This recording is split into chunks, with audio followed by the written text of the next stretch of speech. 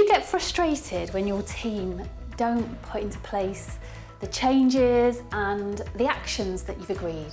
To fully enforce and back improvements, you need to involve them right from the very beginning. If you don't take the team with you before you implement changes, then you're going to end up with loads of different ways of doing things, and actually your efficiency is going to be non-existent. So there's a couple of things that I'm going to share with you in this video to avoid that happening. So the first one is to engage the team before you decide upon your changes. So you might have a good idea, a change to the way that a process is followed or the way that a decision is made. First of all, they're not going to get it through osmosis. I'm sure that's obvious. So you may think, well, I'll tell them.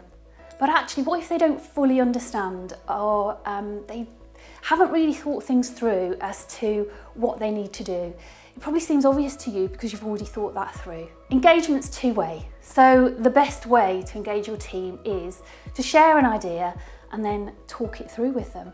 So check their understanding by asking questions and ask things like, what will you do differently now that we've talked that through, and how are you going to put that into action?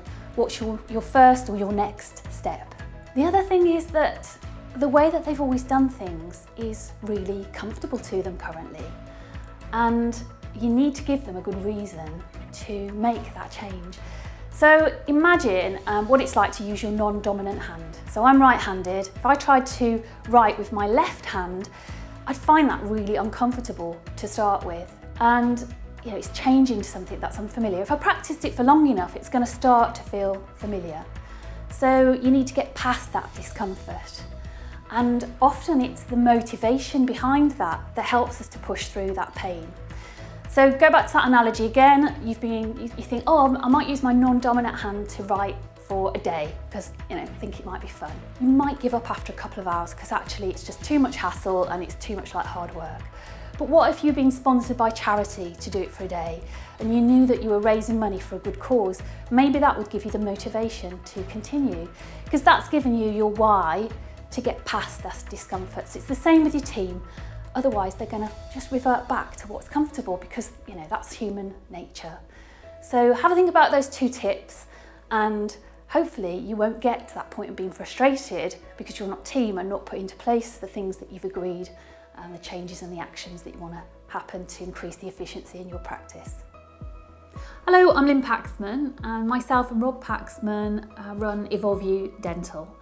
And we work with dental business owners to help them to evolve happy and profitable dental businesses. And we work with our concept of the 4 Ps. That's purpose, people, and patience, and that inevitably leads to profit. If you focus on the first 3, it will lead to the profit.